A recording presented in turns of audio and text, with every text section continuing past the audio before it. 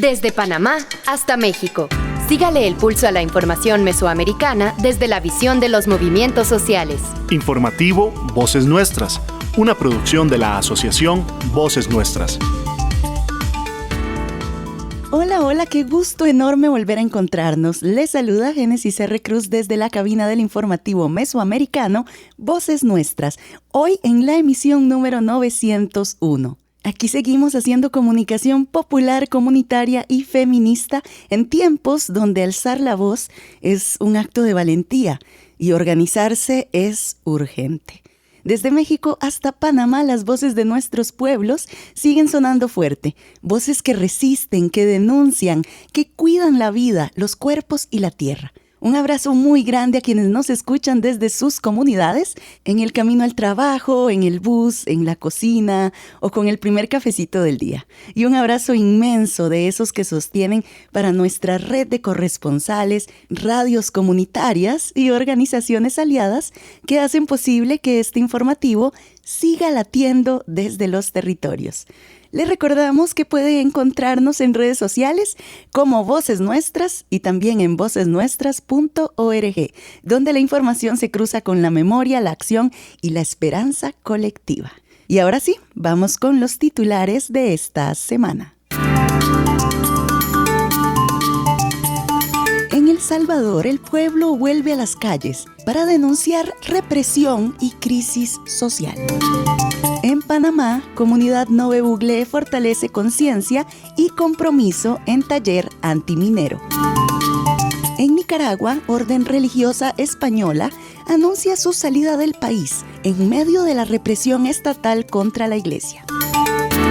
En Costa Rica, Movimiento de Valientes rechaza declaraciones que normalizan la violencia sexual contra personas menores de edad en plena campaña electoral.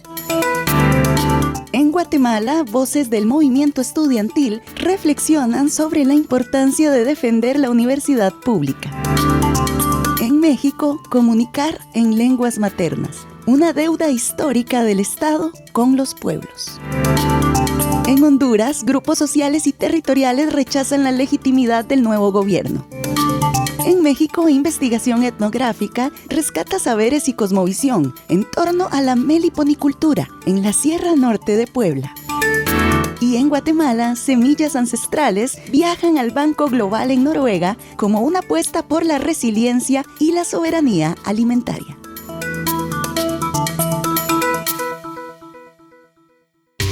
Nos unen nuestros territorios, nuestras historias, nuestras culturas. Informativo Mesoamericano, Voces Nuestras. El Acuerdo Nacional contra la Desinformación y los Discursos de Odio en el marco de las elecciones nacionales del 2026 en Costa Rica es una iniciativa colectiva construida desde la colaboración entre la academia, organizaciones sociales, medios de comunicación, la sociedad civil y organismos internacionales comprometidos con la promoción de una cultura de paz, defensa de la democracia y la libertad de expresión. Escuchamos a Daniela Chacón Mendoza, presidenta de la Asociación Centro Ciudadano de Estudios para una Sociedad Abierta, ACCESA.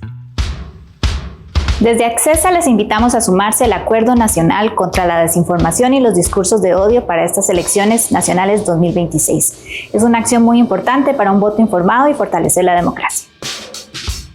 Es fundamental que los partidos políticos, como instituciones esenciales del sistema democrático, se abstengan de promover por sí mismos o por medio de terceros campañas de desinformación e insten a sus militantes y dirigentes a no contribuir con su propagación. En toda sociedad democrática es vital contar con un sistema de medios de comunicación comprometidos con un periodismo riguroso y de calidad.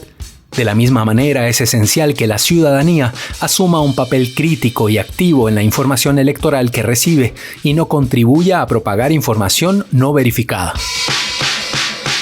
Escuchamos una invitación de Randall Brenes Suárez, oficial de Gobernabilidad Democrática y Desarrollo Humano del PNUD Costa Rica.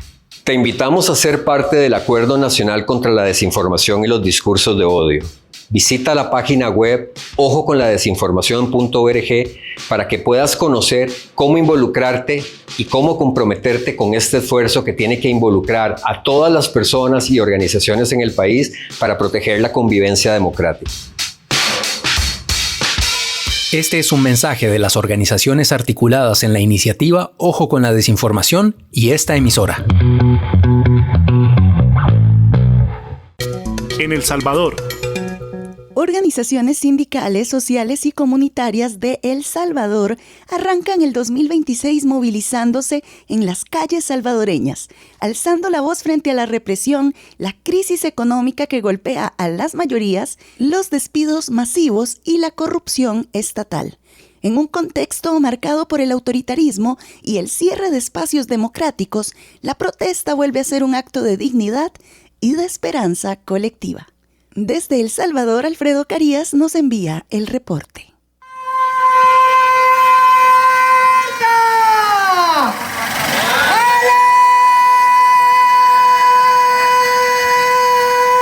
En San Salvador se realizó la primera marcha del año 2026, convocada por diversas organizaciones sociales salvadoreñas, que tomaron las calles del país para expresar su rechazo a las políticas del actual gobierno y denunciar una serie de problemáticas que aseguran afectan gravemente a la población.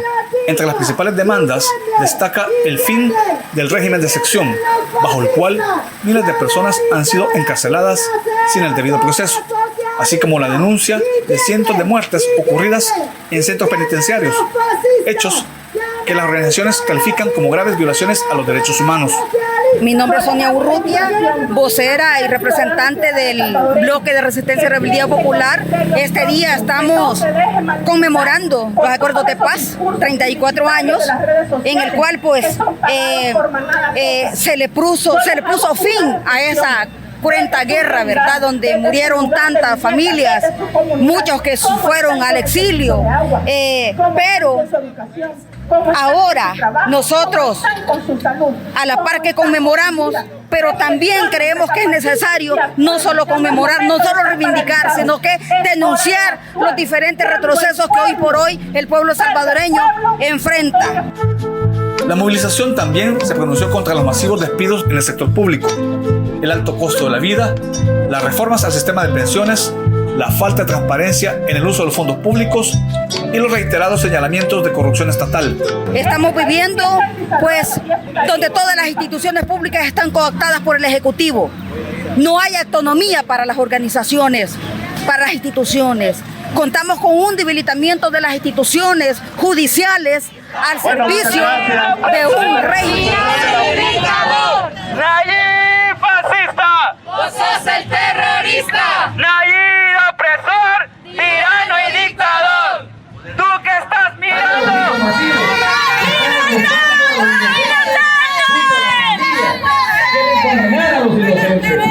Lo que ustedes están escuchando ahorita son los gritos de muchas madres que han salido a manifestarse pidiendo la libertad y encontrar el paradero de sus hijos e hijas que han sido desaparecidas bajo el régimen de sección en El Salvador. ¿Cómo se llama su hijo y cómo desapareció? Mi hijo se llama Jefferson Alexander, lo tiene régimen, no me lo quiere dar con carta de libertad y hasta ahora no me dan respuesta sobre mi hijo. Le han vuelto a poner de los delitos de los que él ya le habían puesto los policías. Y hasta ahora no me le dan respuesta a mi hijo. De Izalco para Mariana y hoy para el Secot, sin tatuajes, sin vicios, ningún tipo de cosas y me lo tienen en el Secot. Mi hijo no es pandillero, por eso yo defiendo, aquí estoy. Si es pandillero yo no lo defendiera, pero porque es inocente ando aquí.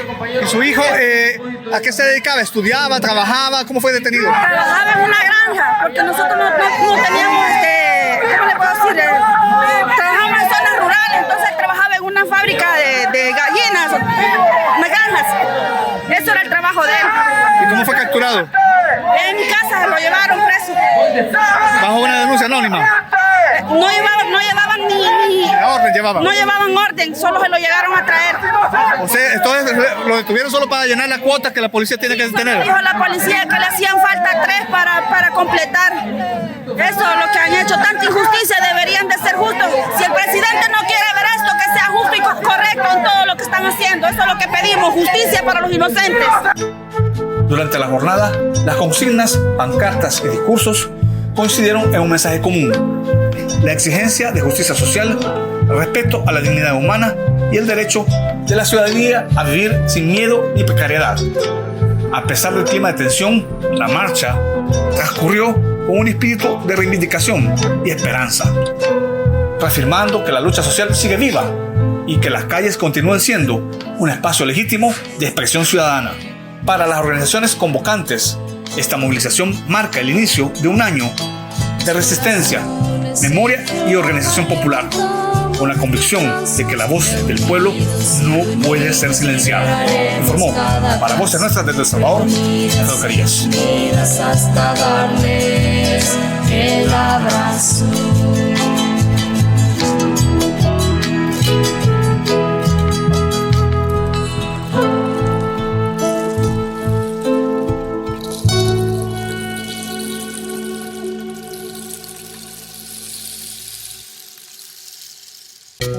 En Panamá. Autoridades y representantes de la comarca Nave Buglé en Panamá participaron en un taller comunitario realizado en San Félix, provincia de Chiriquí, para analizar la situación actual de la minería en Panamá y sus impactos en los territorios.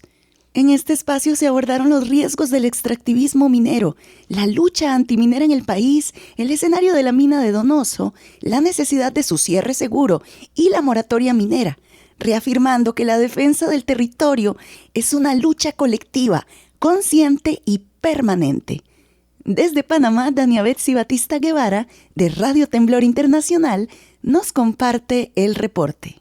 El pasado 24 de enero se realizó en San Félix, provincia de Chiriquí, el taller Situación de la minería en Panamá y perspectivas. El mismo fue organizado por el Movimiento Panamá Vale Más Sin Minería y el Centro de Incidencia Ambiental CIAN, cofacilitado por la Fundación para el Desarrollo Integral Comunitario y Conservación de los Ecosistemas en Panamá, Fundicep, y con el apoyo del colectivo Voces Ecológicas, la Red Nacional del Agua y la Asociación Ecológica El Colibrí. En el mismo participaron autoridades y representantes de la comarca Nove Buglé y analizaron los impactos del extractivismo minero, la lucha antiminera en Panamá, la situación actual de la mina de Donoso, riesgos y su cierre seguro, así como la moratoria minera. Escuchemos las voces de algunos representantes del pueblo originario Nove Buglé. Y no es nuevo para nosotros, la sociedad noble, de que un gobierno desconozca los derechos de los pueblos indígenas y que desconozca también sobre los recursos naturales del suelo que es de la comarca. Porque la Constitución mismo lo establece, que es del Estado, pero ellos no lo entienden quién es el Estado. El artículo 48 de la Ley 10 estableció sobre los recursos naturales. Había muchos cierres en eso, pero con las luchas de la calle de 2011, que algunos ya me anticipó, allí se deroga, pero amplía con la Ley 11 sobre los recursos naturales y hídricos de la comarca. Prohíbe totalmente la extracción o explotación de otros recursos de la comarca. Y no es cualquier ley, no es una resolución, no es un decreto, es una ley que se constituye mediante una lucha de los pueblos. Y aunado a eso están los derechos internacionales de los pueblos originarios. Ya los panameños somos conscientes de lo que pasó en Santa Rosa, en Minas de Remasa y ese otro, ¿verdad? Panorama que estamos viendo que ya no es de Perú ni de Colombia. Lo estamos viendo en los pueblos carnes. Como panameños, tenemos que buscar nuestra seguridad nacional, no solo comarcal. Y como comarcal, por supuesto de la comarca, tenemos intereses. El interés de los recursos naturales, el agua. ¿Cómo es el aire de Remedio, de Toledo, de San Félix, San Lorenzo? No me interesa esos 900 ríos nacen de la comarca. Fonseca, San Félix, Ubíbora, Río San Pablo, Río Como. O sea, una otra va a necesitar un futuro porque los ríos se van a escasear. Ya estamos viendo el problema del petróleo a nivel global. Otra guerra puede ser por el agua. ¿Ya? Este taller reafirma que la defensa del territorio es una lucha colectiva, consciente y permanente. Desde la comarca Nove, el compromiso sigue firme: resistir, proteger y alzar la voz por la vida y las futuras generaciones. Desde Panamá, soy Dania Betsy Batista Guevara, de Radio Temblor Internacional, para el informativo Voces Nuestras. En Nicaragua.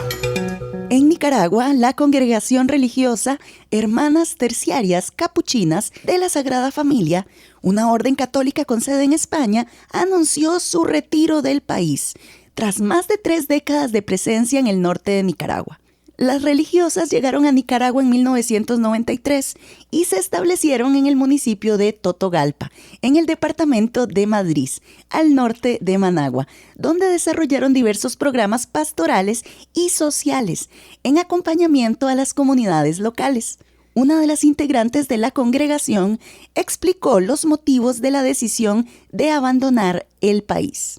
Después de un profundo periodo de oración y discernimiento congregacional en el que hemos buscado con humildad la voluntad de Dios, hemos reconocido con alegría y paz que los frutos de nuestra labor en esta querida comunidad han madurado. Sentimos que la misión que nos fue encomendada en Totogalpa ha llegado a su plenitud, habiéndose cumplido los objetivos que nos trajeron a estas tierras.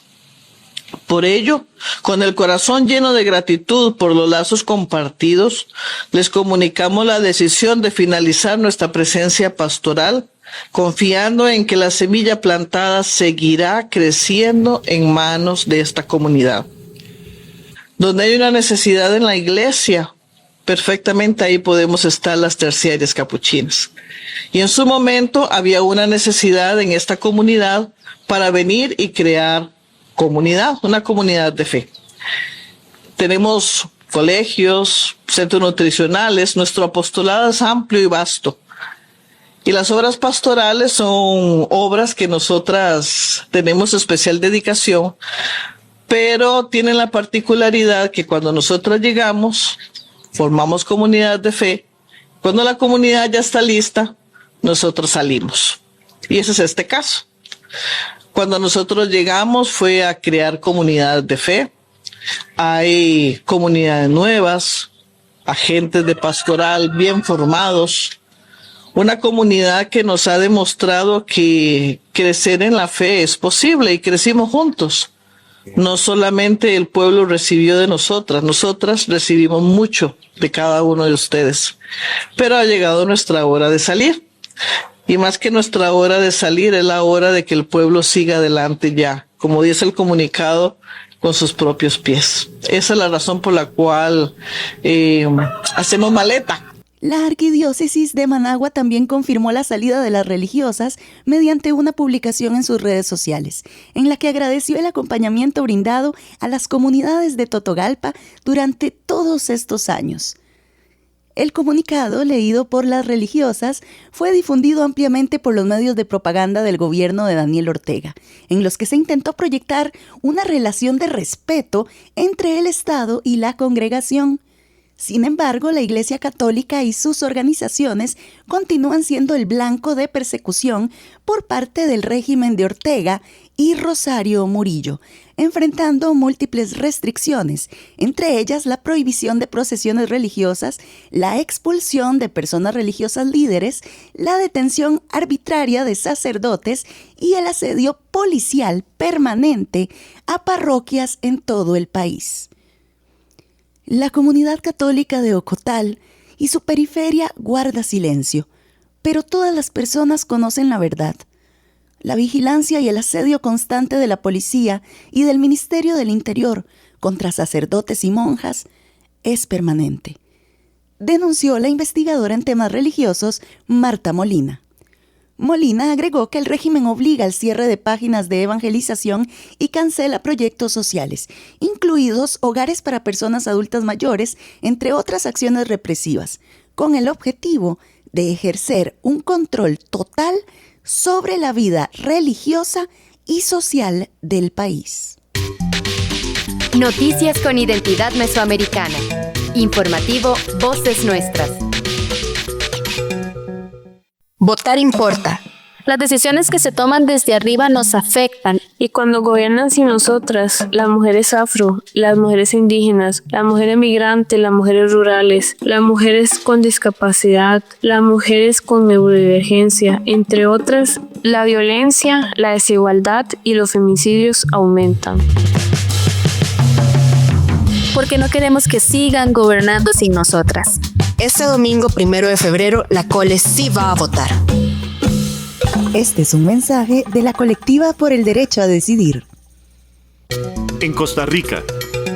En medio de la campaña rumbo a las elecciones nacionales del 1 de febrero, el Movimiento de Valientes de Costa Rica, integrado por personas sobrevivientes de violencia sexual padecida en la infancia y adolescencia, expresó su profunda preocupación y rechazo ante declaraciones del candidato a diputado José Miguel Villalobos Umaña, del partido Pueblo Soberano, agrupación política que representa la continuidad del proyecto del actual gobierno.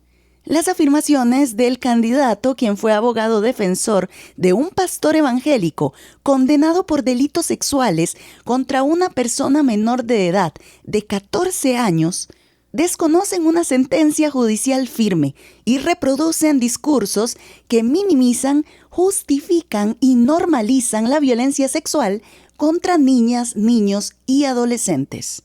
Escuchemos la información que nos comparte el Movimiento de Valientes Costa Rica. Somos personas sobrevivientes de violencia sexual vivida en la infancia y la adolescencia. Somos el Movimiento Valiente de Costa Rica. Y hoy alzamos la voz de cara a las elecciones del 2026. Denunciamos las declaraciones del candidato a diputado José Miguel Villalobos Umaña del Partido Pueblo Soberano. Villalobos fue abogado defensor de un pastor evangélico condenado a 35 años de prisión por abuso sexual y violación contra una persona menor de edad. Es gravísimo que hoy afirme que una adolescente de 14 años no es una niña y que existía una supuesta relación normal con su agresor. Ese caso, efectivamente acusaron a una persona por abusos sexuales contra una menor, no una niña.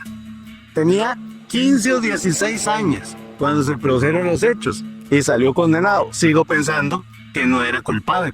No una niña, tenía 15 o 16 años.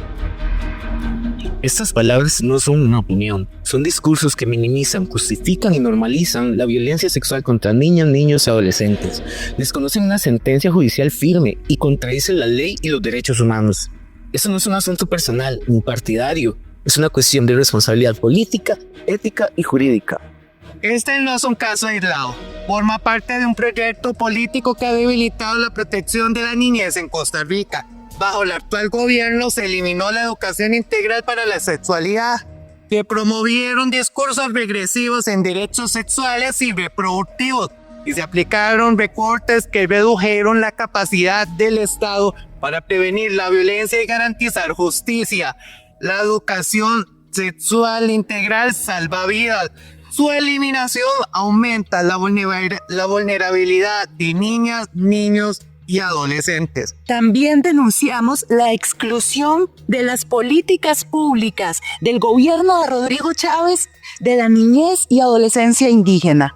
Costa Rica necesita un enfoque intercultural, equitativo y libre de discriminación. Garantizar justicia para las personas sobrevivientes exige una respuesta estructural.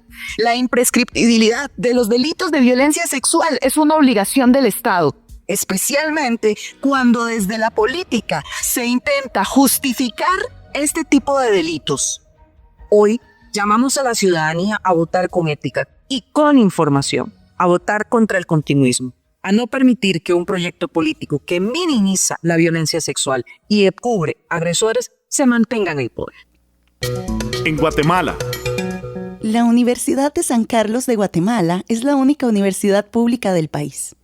Fue fundada el 31 de enero de 1676, mediante cédula real del entonces rey Carlos II de España, y es la universidad más antigua de Mesoamérica. En los últimos 25 años, la USAC ha atravesado diversos problemas derivados de la política interna y de algunas prácticas controversiales como la conocida Huelga de Dolores, que en distintos momentos ha servido de resguardo para actividades que han puesto en riesgo a la comunidad estudiantil, al no garantizarse su seguridad ni el ejercicio pleno del desarrollo académico.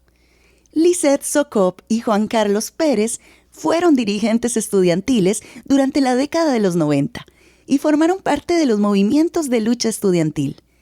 Desde sus experiencias y actividades cotidianas, Hoy nos ofrecen una mirada sobre el significado de la universidad pública en la sociedad guatemalteca.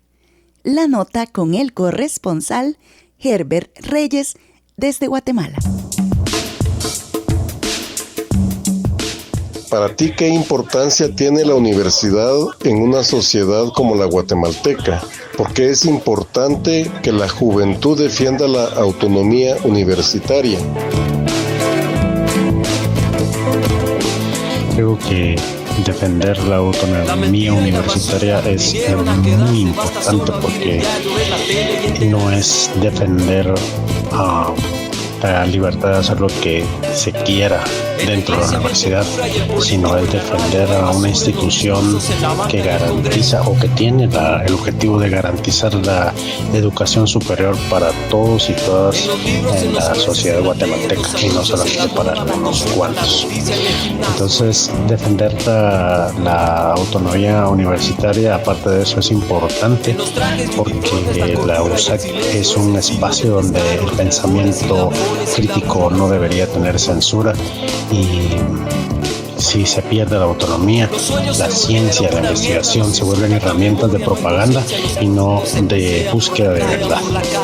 La autonomía es importante porque pone y permite tener una universidad pública al servicio de la población y no de los políticos. Con la autonomía universitaria se puede fiscalizar al Estado de forma técnica e independiente, se pueden proponer soluciones a problemas nacionales sin miedo a represalias financieras o de otro tipo. También por medio de los EPS ayudar a apoyar a las comunidades más olvidadas en este país, que son, como sabemos, los pueblos indígenas. Entonces, defender la autonomía universitaria no es defender los derechos y privilegios de un sector, sino defender la autonomía universitaria es defender el pensamiento crítico y la educación superior para todos y para todas. Defender la autonomía universitaria es en esencia la garantía de que la Universidad de San Carlos siga siendo y cumpliendo su máxima, que es id y enseñar a todos, y no es id y obedecer a unos pocos.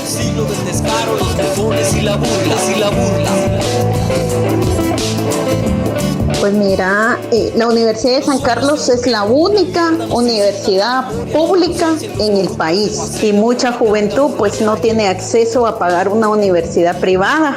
Entonces su elección debe ser la Universidad de San Carlos. La autonomía es importante porque ellos mismos tienen que defender sus derechos como estudiantes para que ningún burócrata, ninguna mano de gobierno o de los corruptos entren ahí, porque ya la volverían, ya la privatizarían. Entonces yo sí creo que defender la autonomía de la universidad en la generación de ahora, que cuesta más, que es una generación que lee poco, es como más adicta al internet, es importante que todavía tenga estudiantes conscientes, que sepan que es la universidad del pueblo, que el pueblo les está pagando la universidad y que sepan defender su casa de estudios.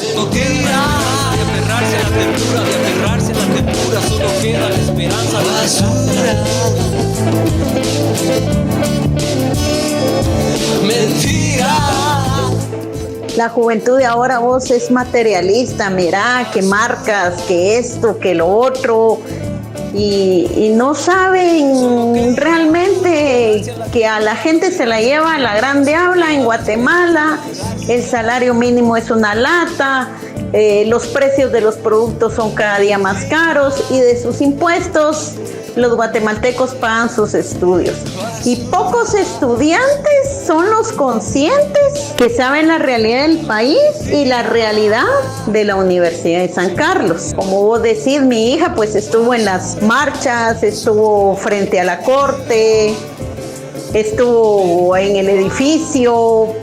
Y mira, yo de veras me siento muy contenta, muy feliz, orgullosa pues de que la niña sepa de que ella es una de las privilegiadas al tener educación superior. Magda, por último, ¿qué mensaje le darías a las madres y los padres de los estudiantes que han decidido alzar la voz para defender la autonomía, para defender los derechos estudiantiles? Contarles la historia real del país, la historia real de todos los guatemaltecos, de cómo es la realidad, no lo que se ve en televisión, no lo que se mira en internet, la realidad de pobreza e ignorancia que se mira en Guatemala, en el área rural, en asentamientos, la poca educación sexual que tienen muchas mujeres a este tiempo, y seguirles diciendo que tienen que pelear por sus derechos, apoyarlos, escucharlos, aconsejarlos, que sigan siendo combatientes para ayudar al pueblo de Guatemala, que es el que paga su educación superior. Saludamos a todas y todos los estudiantes que aún siguen siendo criminalizados por defender la educación superior en Guatemala. Para el informativo mesoamericano Voces Nuestras, reportó desde la ciudad de Guatemala Herbert Reyes. En México. En hospitales, juzgados, instituciones públicas y en la mayoría de los medios de comunicación, el español continúa siendo el único idioma presente, dejando por fuera a millones de personas hablantes de lenguas originarias en México. Esta exclusión no solo dificulta el acceso a derechos, también profundiza la discriminación y el desarraigo. En un país con 68 lenguas, garantizar la información y atención en las lenguas maternas es una obligación del Estado y una condición básica para la justicia y la vida digna. Escuchemos a Pascuala Vázquez Aguilar, mujer defensora ICETAL y vocera del Movimiento en Defensa de la Vida y el Territorio, Modevite, en una nota que nos llega desde Chiapas, México, gracias a nuestra compañera Leticia Hernández desde Radio Guayacocotla. Un saludo en este programa informativo Voces Nuestras. Desde México les compartimos la siguiente información. Las lenguas maternas son importantes.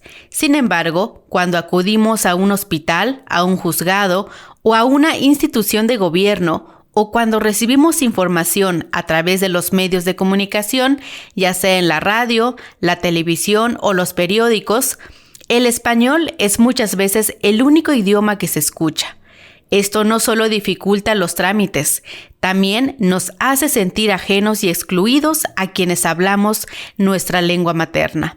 El Estado tiene una deuda histórica con los pueblos, crear espacios donde las personas se sientan con la confianza de preguntar, expresarse y ser tomadas en cuenta. Esto sucede en México y en el mundo. Por eso, es fundamental que las instituciones públicas garanticen que la información se brinde en las lenguas maternas.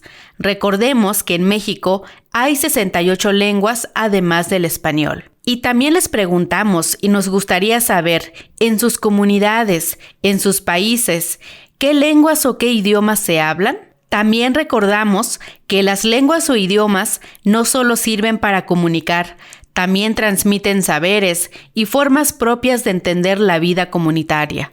Y Radio Guayacocotla platicó con Pascuala Vázquez Aguilar, mujer defensora celtal y vocera del Movimiento en Defensa de la Vida y el Territorio, Modevite, del estado de Chiapas, en México. Las comunidades indígenas o el pueblo indígena es importante que reciban información en su lengua materna en los diferentes espacios, tanto gubernamentales o no gubernamentales, porque es un derecho que tenemos. Si dice que la nación es pluricultural o multicultural, entonces, ¿por qué no respetan entonces nuestra lengua materna? Porque no hay un traductor en los diferentes espacios y muchas veces violan nuestro derecho en ese sentido porque no cuentan con un traductor en la lengua materna a las personas que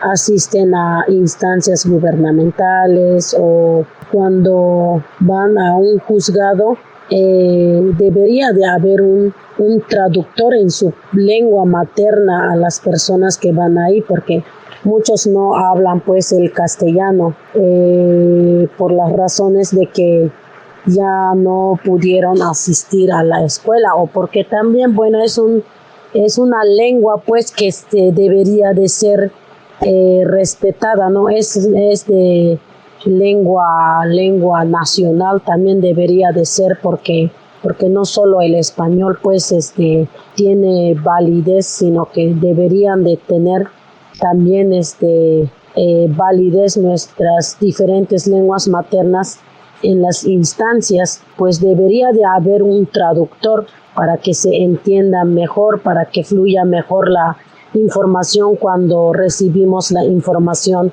en las instancias donde acudimos. Muchísimas gracias, Pascuala, por compartirnos esta información y por qué es tan importante que las autoridades tomen en cuenta esta necesidad que históricamente no lo han atendido. Tlaxcamati ante Xlacaquilisque no Panamá. Gracias por escucharnos y nos despedimos en este espacio del informativo Voces Nuestras. Les acompañó Leticia Hernández desde Radio Guayacocotla en México. En México, el informativo Voces Nuestras suena a través de Radio Yocelo y Radio Guayacocotla. Escúchenos en línea y descargue esta producción en vocesnuestras.org. Mujeres, su voto importa por mí y por todas. Cuando se toman decisiones desde arriba sí nos afectan, y cuando gobiernan sin nosotras, las mujeres y las niñas indígenas, es cuando prevalece la violencia y la desigualdad. Mujeres, vamos a votar. Porque no queremos que sigan gobernando sin nosotras. Este domingo 1 de febrero, la Cole sí va a votar. Este es un mensaje de la Colectiva por el Derecho a Decidir. En Honduras. En Honduras, luego de que el Congreso Nacional oficializara el cambio de mando, diversos sectores sociales, comunitarios y territoriales cuestionan la legitimidad de las nuevas autoridades. El rechazo se sustenta en las múltiples denuncias e irregularidades registradas durante el proceso electoral, que, según las organizaciones, no fueron investigadas ni resueltas por la institucionalidad, profundizando la desconfianza ciudadana y la preocupación por el rumbo democrático del país. Desde Honduras, Pablo Martínez, de Radio Progreso, nos informa. Con el retorno al poder del Partido Nacional, se incrementa el riesgo del otorgamiento de concesiones para la actividad extractiva, el crecimiento del narcotráfico y la corrupción que históricamente marcan esa agrupación política. Señala Berta Zúñiga Cáceres, coordinadora del COPIN, lo que significa un estado de alerta para las comunidades. Nosotros hemos hablado del peligro del concesionamiento que puede seguir incrementando y de las condiciones difíciles de amenaza a los bienes comunes de la naturaleza, pero también, bueno, nosotros hemos hablado del narcoestado y eso no es solo una palabra, eso tiene un contenido, ¿verdad?, de cómo operan las redes criminales a todo nivel y cómo también va a vivirse un impulso del tema del narcotráfico que opera en nuestro país, pero también obviamente la gran corrupción, ¿verdad? Ahorita decimos que se sienten pues empoderados, ¿verdad? Que acaban de tomar y consumar, como bien lo dice usted, pues un proceso de imposición. Raúl Ramírez, integrante de la plataforma agraria, expresa que no reconocen a las nuevas autoridades de gobierno debido a la falta de legitimidad con la que fueron designadas por la ausencia de garantías del CNE y reclaman ante la amenaza que sus derechos y el de las comunidades sean respetados. País entero y al mundo, que es un retroceso para nuestro país, para nuestras organizaciones, para nuestro avance. Entonces, como sabemos que no es un gobierno legítimo, solo lo que estamos pidiendo es que nos respete, que respete nuestra organización y que respete nuestros derechos, que respete los derechos fundamentales de los pueblos y procesos legítimos que nosotros tenemos. El escenario no únicamente se vuelve complejo para quienes residen en los territorios que llevan toda su vida luchando por los derechos, el acceso a los bienes naturales, entre otros, también hacia la población en general, destaca el analista Tomás Andino, ya que prevé en un contexto de privatización de los servicios. El tema de la privatización que se viene de los servicios públicos, del agua, de los territorios, la proliferación de las sedes como pequeños estados que se habían logrado frenar con el proyecto de gobierno de Xiomara y que ahora se calcula que entre 30 a 50 sedes van a venir en el transcurso de su gobierno porque son los empresarios que están detrás del financiamiento de Nadia Fur, son los mismos que asesoran a Trump en el tema de la sede. Pese a que poco se logró cambiar con el gobierno que recién concluyó su mandato, especialmente con la lucha de los pueblos indígenas y campesinos, entre otros, el retorno del Partido Nacional y su forma de gobernar es un retroceso para Honduras. Se informó Pablo Martínez. En México. Enjambre de saberes, meliponicultura y cosmovisión en la Sierra Norte de Puebla es una investigación etnográfica que pone en tensión las actuales estrategias de comercialización de la miel y sus derivados, a partir de la domesticación de una abeja mexicana. Si bien estos procesos han contribuido a la reproducción de la especie, también la han reducido a una mercancía, desplazando los conocimientos, las prácticas de cuidado y la relación ancestral que las comunidades mantienen con la meliponicultura. Una reflexión profunda sobre territorio, saberes locales y vida comunitaria. La información desde Radio Sinaca en Puebla, México, con Saraí Rivadeneira. Desde Radio Chinaca en Puebla, México, les invitamos a conocer el proyecto de investigación etnográfico Enjambre de Saberes, Meliponicultura y Cosmovisión en la Sierra Norte de Puebla. Este enfoque nos invita a cuestionar las estrategias de comercialización de la miel y productos derivados de la domesticación de la abeja Scaptotrigona mexicana, pues por un lado han fomentado la reproducción de esta especie, pero por otro la han convertido en una mercancía, dejando a un lado el conocimiento y cuidado local de parte de la población macehual del municipio de Cuetzalan. Mi nombre es Anastasio Aguilar, soy de la comunidad de San Miguel Tzinacapan y justo estamos en un proyecto. En los últimos años se ha dado un auge en el manejo de la Scaptotrigona mexicana, de la Piscilne, bajo un enfoque más tecnificado, bajo un enfoque más productivo y justo los que vivimos en el territorio nos empezamos a percatar de que esta nueva lógica, si bien sí a primera vista fortalecía el tema de la permanencia del manejo de la Scaptotrigona mexicana o de la Piscilne en las casas macehual, incluso ahorita hasta mestizos, el enfoque es totalmente distinto a la que existía con las personas de la comunidad que tenían Scaptotrigona mexicana, que a diferencia de hoy eran muy pocas familias. Justo con este enfoque productivo se está dejando a un lado otro tipo, digamos, de epistemología, si queremos llamarlo así, en relación a las abejas, y esas epistemologías tienen que ver con las epistemologías propias de las comunidades. Entonces, en esta investigación de Enjambre de Saberes nos hemos enfocado a este otro conocimiento, a otro valor que se le da a la Scaptotrigona mexicana, que no tiene que ver solo con su miel y no tiene que ver solo con el propóleo y la cera, que son productos perfectamente aprovechables comercialmente, pero que los nahuas o los macehual de la Sierra Nororiental de Puebla hemos tenido una relación histórica con ellas que no tiene que ver con el lado productivo, sino ha tenido, digamos, una relación muy compleja que va desde lo medicinal, pero no solo lo medicinal que se le ha atribuido en los últimos años, sino tiene que ver con temas mucho más complejos y simbólicos, como es el tema, digamos, de la infertilidad en las mujeres, ¿no? Entonces, la relación, digamos, de domesticación es mucho más compleja y las actuales narrativas que se han implementado incluso para la venta de estas mismas abejas reducen, o si no es que desaparecen, que es la parte más grave, pues la epistemología o el sistema de saberes que existe en la comunidad. Enjambre de Saberes es una investigación que está recorriendo los conocimientos locales sobre la Scaptotrigona mexicana, principalmente en cuanto a el uso de la miel y sus derivados en expresiones culturales y en sistemas rituales. Reportó desde Radio Chinaca, Saraí Rivadeneira. En Guatemala. Ante los impactos del cambio climático, Guatemala se sumó al envío de semillas al Banco Global de Semillas en Noruega, una bóveda concebida como una medida de prevención frente a posibles crisis globales y como garantía de seguridad alimentaria para las futuras generaciones. Esta iniciativa cuenta con el apoyo de la FAO de Naciones Unidas y reconoce el papel fundamental de los pueblos originarios que históricamente han resguardado y cuidado las semillas ancestrales como base de la vida y la soberanía alimentaria en Guatemala. Desde Guatemala, Juan Pablo Montenegro Rojas, de Mayacat, nos informa. En un esfuerzo histórico por fortalecer la seguridad alimentaria y la resiliencia frente al cambio climático, Guatemala envía más de 900 semillas nativas a la bóveda global de semillas de Svalbard, ubicada en Noruega.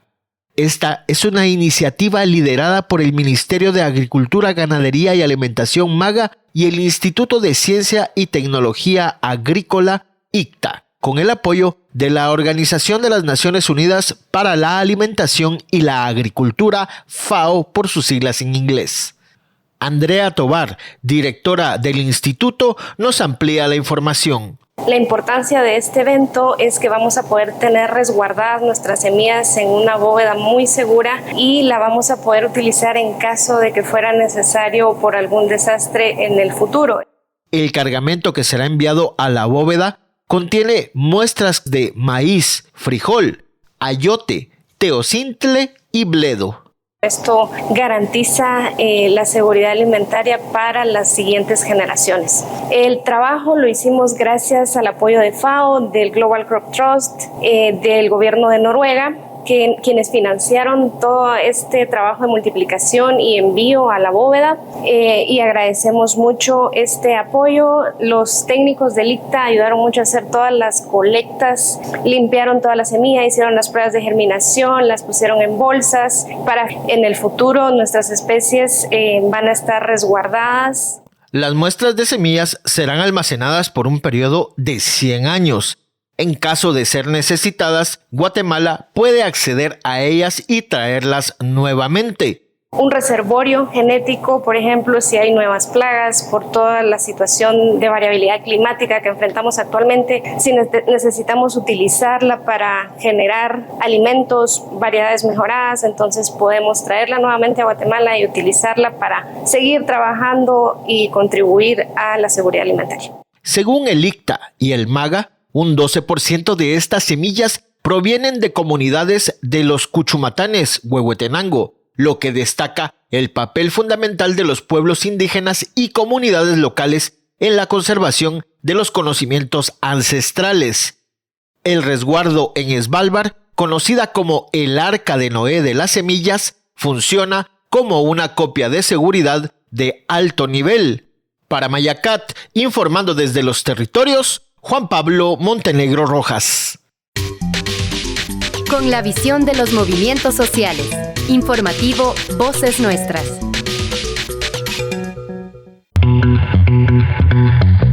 La libertad de expresión es esencial en contextos electorales, pues fortalece el debate político y garantiza el voto informado a partir de la diversidad de ideas y el acceso a la información de calidad. Por el contrario, la desinformación deliberada y los discursos de odio deterioran el debate público y amenazan la legitimidad de los procesos electorales. El Acuerdo Nacional contra la Desinformación y los Discursos de Odio, en el marco de las elecciones nacionales del 2026 en Costa Rica, es una iniciativa colectiva construida desde la colaboración entre la academia, organizaciones sociales, medios de comunicación, la sociedad civil y organismos internacionales comprometidos con la promoción de una cultura de paz, defensa de la democracia y la libertad de expresión. Para este acuerdo definimos 5 principios. 1. Rigor informativo, verificación de información, garantizar que la información difundida esté basada en hechos comprobables. 2. Responsabilidad, asumir con seriedad el impacto de los contenidos que se elaboran y comparten, especialmente durante una campaña electoral. 3. Pluralismo, respetar la diversidad de opiniones políticas y sociales en el tratamiento informativo. 4.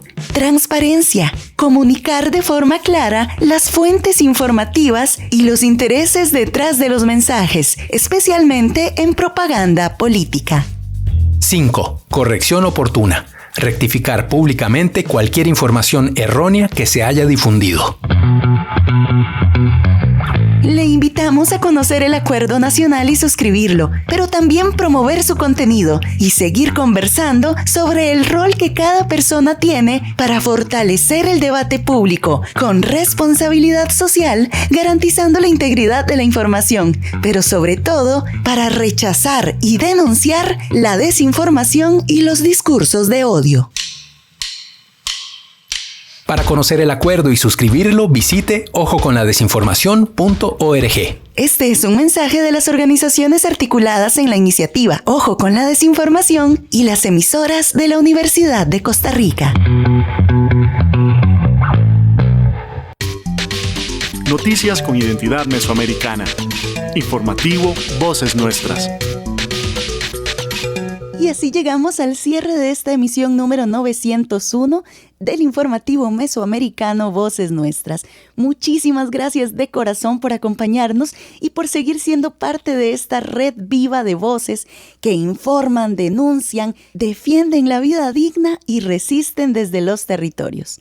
Un abrazo profundo a las radios comunitarias que nos retransmiten, a las organizaciones aliadas y a cada persona corresponsal que desde México, Guatemala, El Salvador, Honduras, Costa Rica y Panamá sostienen este pulso informativo con compromiso, mirada crítica y amor por la vida digna. Les recordamos que pueden encontrarnos en redes sociales como Voces Nuestras y en vocesnuestras.org, con más contenidos para seguir tejiendo comunicación feminista, popular y comunitaria. Nos reencontramos la próxima semana. Yo soy Génesis R. Cruz y me despido con mucho cariño. Hasta pronto. Costarricenses, dentro de muy pocos días, todos nos vamos a enfrentar. Ella es parte del ombligo, el centro, el sostén. Curvas como volcanes, ojos de atardecer. Se encuentra trincherada entre la espada y la pared. Tiene sed y puede ser liberada por usted. Ya se le olvidó leer, ya no recuerda estar enferma y poder acceder a la medicina, a la cura. Imagina estar segura caminando por las calles de su valle sin que salle. Le taparon la boca, le ataron las manos, la acosaron, la violaron y todo parece en vano. Por ser en su terreno, exigen entregarle los bosques de su piel. Le roban su poder de dialogar, le roban sus jaguares, le roban su identidad. Compraron su dignidad, pero hay algo que nunca le podrán arrebatar: la fuerza de personas que la defenderán. Costarricenses, todos nos vamos a enfrentar. Sigo creyendo en mi gente. Creo que al final son más los buenos que los delincuentes. Confío que el vecino, igual que yo, odie ver una familia durmiendo abajo de un puente. Hay cosas con las que no se miente. Este momento es urgente. Hay bromas que ya no hacen gracia. Hay gente inteligente creyendo falacias. Hay poca obligación de rendir cuentas. Hay mucho autobombo, pocas puertas abiertas. Algunas medicinas no se compran en farmacia. Tu voto es el que salva a la democracia. Es hora que juguemos por las reglas, que nadie se sienta un rey o una reina a sudar la camiseta en la mejenga. Los pueblos eligen a quien los gobierna. Estamos a tiempo de limpiar la casa. Estamos a tiempo.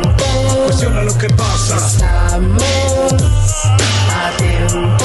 Fuerza colectiva. Estamos a tiempo. Tu voto es la salida. Estamos a tiempo de limpiar la casa. Estamos a tiempo. Cuestiona lo que pasa. Estamos a tiempo. Fuerza colectiva. Estamos a tiempo. Tu voto es la estrategia y la salida. Todos nos vamos a enfrentar a la más honda responsabilidad cívica que nos impone el sistema democrático.